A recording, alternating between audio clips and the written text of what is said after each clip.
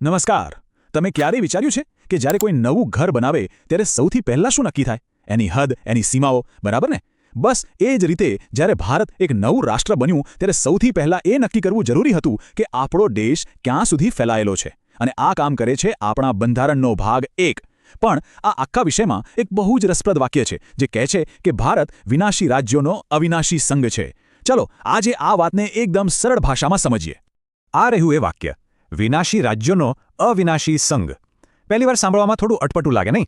કે રાજ્યોનો વિનાશ થઈ શકે પણ સંઘ એટલે કે દેશ અવિનાશી રહે? આવું વળી કઈ રીતે શક્ય છે? તો ચાલો આ કોયડો ઉકેલીએ. આપણે આ વાક્યના ટુકડા કરીને સમજીશું. શરૂઆત કરીએ પહેલા ભાગથી, અવિનાશી સંઘ. આનો ખરેખર મતલબ શું થાય? આ અવિનાશી સંઘનો ખ્યાલ સમજવા માટે આપણે સીધા જ જઈશું બંધારણની કલમ 1 પર, જે આપણા દેશની ઓળખાણનો પાયો છે. અહીં 2 શબ્દો પર ખાસ ધ્યાન આપજો. પહેલું તો દેશનું નામ, ઇન્ડિયા અર્થાત ભારત, અને બીજું જે વધુ મહત્વનું છે એ છે દેશનું સ્વરૂપ, રાજ્યોનો સંઘ એટલે કે યુનિયન ઓફ સ્ટેટ્સ. આ શબ્દની પસંદગી એમ જ નથી થઈ ગઈ, તેની પાછળ એક બહુ ઊંડો વિચાર રહેલો છે. હવે આ જરા સમજવા જેવું છે. Doctor B.R. આંબેડકરે જાણી જોઈને ફેડરેશન ઓફ સ્ટેટ્સની જગ્યાએ યુનિયન ઓફ સ્ટેટ્સ શબ્દ વાપર્યો. કેમ? કારણ કે અમેરિકાની જેમ ભારતના રાજ્યો કોઈ કરાર કરીને ભેગા નથી થયા. ભારત એક સંપૂર્ણ એકમ છે અને એટલે જ કોઈપણ રાજ્યને દેશમાંથી છૂટા પડવાનો કોઈ જ અધિકાર નથી. બસ આ જ વિચાર ભારતને અવિનાશી સંઘ બનાવે છે. તો કલમ 1 પ્રમાણે ભારતમાં 3 પ્રકારના વિસ્તારો આવે છે. 1. ગુજરાત કે મહારાષ્ટ્ર જેવા રાજ્યો. 2. દિલ્હી કે ચંદીગઢ જેવા કેન્દ્રશાસિત પ્રદેશો. અને 3. એવા વિસ્તારો જે કદાચ ભવિષ્યમાં ભારત હસ્તગત કરે. સારું, તો અવિનાશી સંઘ તો સમજાઈ ગયું, પણ પેલો બીજો ભાગ, વિનાશી રાજ્યો? આનો મતલબ એ છે કે રાજ્યો પોતે કાયમી નથી. તેમની સીમાઓ, તેમના નામ અને તેમનું અસ્તિત્વ પણ બદલી શકાય છે. હવે માની લો કે કોઈ બહારનો પ્રદેશ ભારતમાં જોડાવા માંગે તો શું? બસ એના માટે જ છે કલમ 2. આ કલમ આપણી સંસદને સત્તા આપે છે કે તે કોઈપણ નવા પ્રદેશને ભારતમાં સામેલ કરી શકે, જે પહેલા ભારતનો ભાગ નહોતો. આનું સૌથી શ્રેષ્ઠ ઉદાહરણ છે સિક્કિમ. 1975 સુધી સિક્કિમ એક અલગ દેશ હતો, પણ પછી કલમ 2નો ઉપયોગ કરીને તેને ભારતના એક રાજ્ય તરીકે સામેલ કરવામાં આવ્યું. અને હવે આવે છે કલમ 3, જે ખરેખર રાજ્યોને વિનાશી બનાવે છે. આ કલમ સંસદને એટલી બધી સત્તા આપે છે કે તે ભારતનો આંતરિક નકશો ફરીથી દોરી શકે છે. જેમ કે 2014માં આંધ્રપ્રદેશમાંથી તેલંગાણા બનાવ્યું. સંસદ કોઈ રાજ્યનો વિસ્તાર વધારી ઘટાડી શકે છે, 2 રાજ્યોને ભેગા કરી શકે છે, કે પછી કોઈ રાજ્યનું નામ પણ બદલી શકે છે. તો સવાલ એ થાય કે આટલી મોટી સત્તાનો ઉપયોગ થાય છે કેવી રીતે?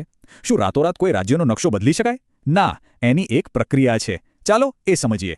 જુઓ, સૌથી પહેલાં રાષ્ટ્રપતિની ભલામણ જોઈએ. પછી એ બિલ જે તે રાજ્યને તેમનો મત જાણવા માટે મોકલવામાં આવે છે. પણ અને આ સૌથી મોટી વાત છે, સંસદ રાજ્યની વાત માનવા માટે બંધાયેલી નથી. જી હા, તમે બિલકુલ સાચું સાંભળ્યું. કેન્દ્ર સરકાર રાજ્યની ઈચ્છા વિરુદ્ધ પણ નિર્ણય લઈ શકે છે.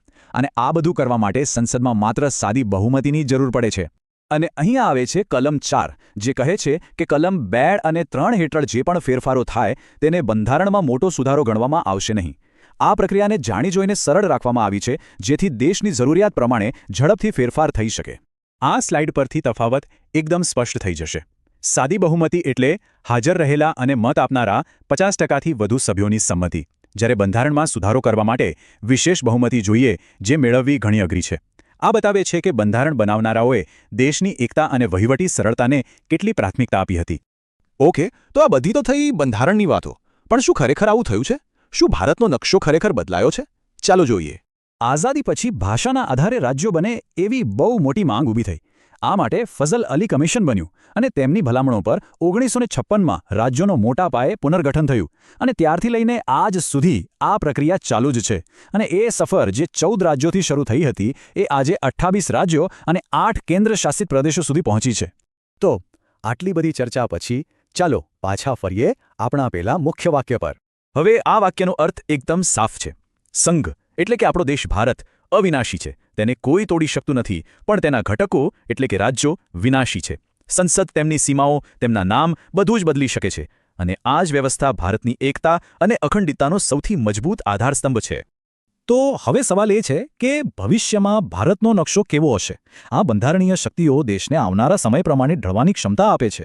શું આપણે ભવિષ્યમાં વધુ નાના રાજ્યો બનતા જોઈશું કે પછી કેટલાક રાજ્યોને ભેગા કરવામાં આવશે? આનો જવાબ